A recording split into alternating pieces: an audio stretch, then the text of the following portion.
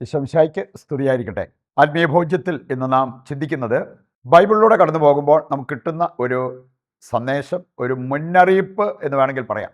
അരുത്, അരുത്, ഒരിക്കലും അരുത്.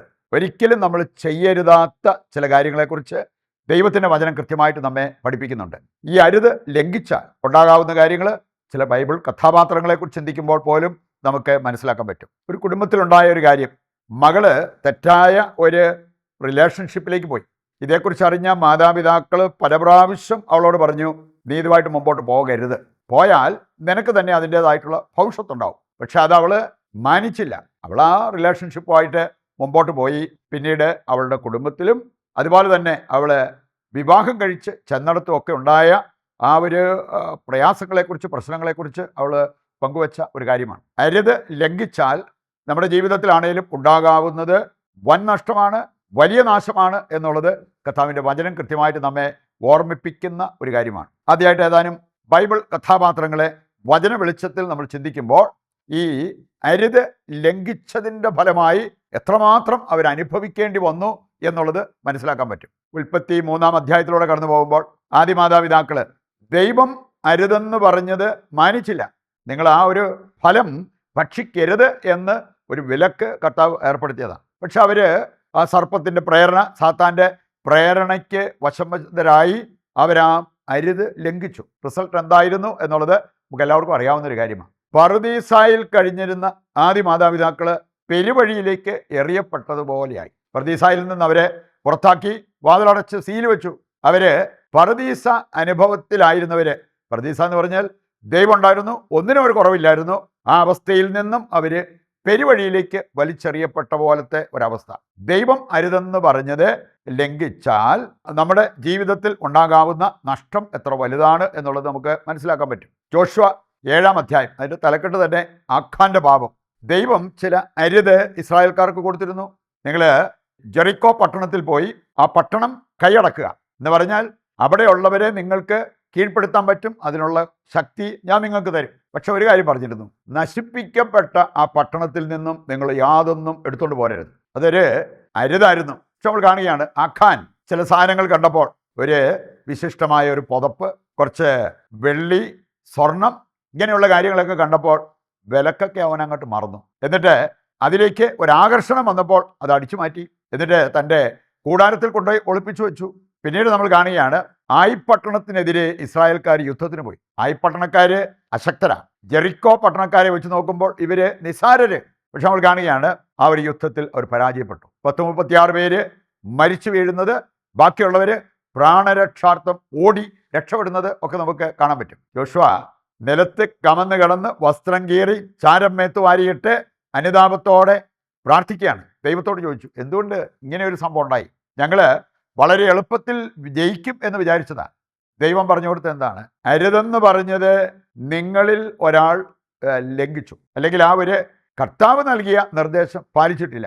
കണ്ടുപിടിക്കാൻ പറഞ്ഞു. അവസാനം അവർക്ക് കണ്ടുപിടിക്കാൻ പറ്റി, ആഖാനായിരുന്നു അരുത് ലംഘിച്ചത്. ഇനി അതിൻ്റെ ഫലമായിട്ട് അവർക്ക് വന്ന ഒരു പരാജയം. പിന്നീട് ആഖാനും കുടുംബത്തിനും വന്നത്, അവരെ ഒരു താഴ്വരയിൽ ഒരുമിച്ച് കൂട്ടി, അവരുടെ വസ്തുവകളെല്ലാം അവിടെ ഒരുമിച്ച് കൂട്ടിയിട്ട് ജനം ചുറ്റും നിന്ന് കല്ലെറിഞ്ഞവരെ കൊന്നു. ഇന്നും ഒരു കൽക്കൂമ്പാരം അവിടെ അവശേഷിക്കുന്നുവെന്ന് ഈ ജോഷുവ 7-ാം അധ്യായം വായിക്കുമ്പോൾ നമ്മൾ കാണുന്ന കാര്യമാണ്. അപ്പോൾ ഈ ദൈവം അരുതെന്ന് പറഞ്ഞത് അനുസരിക്കാതിരുന്നാൽ നമുക്കുണ്ടാകാവുന്ന വൻ നഷ്ടം അത് നമ്മൾ തിരിച്ചറിയണം. ഇനി നമ്മൾ ചിന്തിക്കാൻ പോകുന്നത് ഒരു 3 ഗണം അരുത് ദൈവവചനത്തിൽ കൃത്യമായിട്ട് ദൈവം നൽകിയിരിക്കുന്ന കാര്യങ്ങളാണ്. ഒന്നാമത്തേത് ദൈവത്തോടരുത്, രണ്ടാമത്തേത് സഹജീവികളോട് അരുത്, മൂന്നാമത്തേത് പ്രപഞ്ചത്തോട് അരുത്.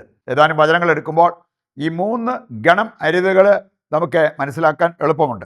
ദൈവത്തോടരുത്, നിയമാവർത്തനം 6-ാം അധ്യായം 16-ാമത്തെ വചനം വായിക്കുമ്പോൾ അവിടെ നമ്മൾ കാണുന്നതാണ്, ദൈവത്തെ പരീക്ഷിക്കരുത്. 2 ദിനവൃത്താന്തം 35-21 ദൈവത്തെ എതിർക്കരുത്. സങ്കീർത്തനം 14-1 വായിച്ചാൽ ദൈവത്തെ നിഷേധിക്കരുത്. ഇതെല്ലാം ദൈവം നൽകിയിരിക്കുന്ന അരുതാണ്. 2 ദിനവൃത്താന്തം 32 ദൈവത്തെ ദുഷിക്കരുത്. സെന്നക്കെരീബ് ദൈവത്തെ ദുഷിച്ച് സംസാരിച്ചു, അവൻ്റെ തല പോയി. വീണ്ടും നമ്മൾ കാണുന്നുണ്ട് 1 സാമുവേൽ 2-ാം അധ്യായം 30-ാമത്തെ വചനം, ദൈവത്തെ നിന്ദിക്കരുത്, നിന്ദിച്ചാൽ നീ നിന്ദിക്കപ്പെടും. വീണ്ടും മത്തായി 27 മുതൽ വായിക്കുമ്പോൾ ദൈവത്തെ പരിഹസിക്കരുത്. യേശുവിൻ്റെ മേൽ പരിഹാസ വർഷം ചൊരിയുന്ന ഒരു രംഗം അവിടെ നമുക്ക് കാണാൻ പറ്റും. മത്തായി 27:27 മുതൽ. മറ്റൊന്ന്, ദൈവത്തെ വെല്ലുവിളിക്കരുത്. ലൂക്ക 23:39 വായിച്ചാൽ കർത്താവിൻ്റെ അടുത്ത കുരിശിൽ കിടന്ന ഒരു കള്ളൻ വെല്ലുവിളിക്കുന്ന കാണാൻ പറ്റും. നീ ശരിക്കും യേശുക്രിസ്തു ദൈവമാണെങ്കിൽ നീ നിന്നെ തന്നെ രക്ഷിക്ക്, ഞങ്ങളെയും രക്ഷിക്ക്. അങ്ങനെ വെല്ലുവിളിക്കുന്ന ഒരു രംഗം കാണാൻ പറ്റും. ഗലാത്യർ 6:7 ദൈവത്തെ ഒരിക്കലും കബളിപ്പിക്കാൻ നോക്കരുത്. നമുക്ക് ദൈവത്തെ കബളിപ്പിക്കാൻ പറ്റുന്നില്ല എന്നുള്ളത് വചനം കൃത്യമായിട്ട് പഠിപ്പിക്കുന്നുണ്ട്. പ്രഭാഷകൻ 42:21 കൂടി എടുത്താൽ ദൈവത്തിന് ഉപദേശം കൊടുക്കാൻ പോകരുത്. ദൈവം നൽകുന്ന ഉപദേശം എടുത്ത് ജീവിക്കാനായിട്ട് നമ്മൾ തയ്യാറാവുക എന്നുള്ളതാണ് ഏറ്റവും പ്രധാനപ്പെട്ട ഒരു കാര്യം. സഹജീവികളോട് അരുത്.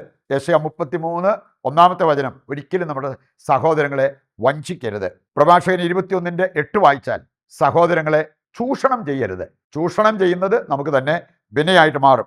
ഗലാത്യർ 6 യാക്കോസ്ലിയ 5 4 വചനത്തിൽ പറഞ്ഞിട്ടുണ്ട്, സഹോദരങ്ങളെ ചൂഷണം ചെയ്താൽ നമുക്കുണ്ടാകാവുന്ന അവസ്ഥ, കൊലയുടെ ദിവസത്തേക്ക് വേണ്ടി നമ്മുടെ ഹൃദയത്തെ നമ്മൾ കൊഴുപ്പിക്കുക. പ്രഭാഷകൻ 8:5 വായിക്കുമ്പോൾ അവിടെ പറഞ്ഞിട്ടുണ്ട്, പശ്ചാത്തപിക്കുന്ന പാപിയെ പരിഹസിക്കരുത്. ഒരു കാരണവശാലും നമ്മൾ പശ്ചാത്തപിച്ച വ്യക്തികളെ അവരുടെ പഴയ പാപങ്ങൾ ചൂണ്ടിക്കാണിച്ച് പരിഹസിക്കരുത്. അവസാനമായിട്ട് നമ്മൾ ചിന്തിക്കുന്നത് യെശയ്യാ 24:25 വായിച്ചാൽ പ്രപഞ്ചത്തോട് അരുത്. അവിടെ പറഞ്ഞിട്ടുണ്ട്, ഭൂവാസികളുടെ പാപം മൂലം പ്രപഞ്ചം ഉന്മത്തനെ പോലെ ആടി ഉലയുന്നു. നമ്മൾ പാപം ചെയ്യുമ്പോൾ പ്രപഞ്ചത്തെ പോലും അത് ബാധിക്കും എന്നുള്ളത്. ഈ അരുതുകൾ നമുക്ക് ഗൗരവപൂർവ്വം എടുക്കാം. ദൈവം അരുതെന്ന് പറയുന്നത് ചെയ്യാതിരിക്കുന്നവരാണ് ദൈവത്തെ സ്നേഹിക്കുന്നവർ. അവർക്കാണ് ദൈവിക സംരക്ഷണം ലഭിക്കുക. ആ ഒരു ബോധ്യത്തോടെ അതിന് തീരുമാനമെടുത്തുകൊണ്ട് കർത്താവിൻ്റെ സന്നിധിയിലേക്ക് നമുക്ക് തിരിയാം. ഇന്നത്തെ നമ്മുടെ എല്ലാ പ്രാർത്ഥനാ നിയോഗങ്ങളും കർത്താവിനെ ഏൽപ്പിച്ച് ദിവ്യകാരുണ്യത്തിൻ്റെ ആശീർവാദവും നമുക്കിപ്പോൾ സ്വീകരിക്കാം.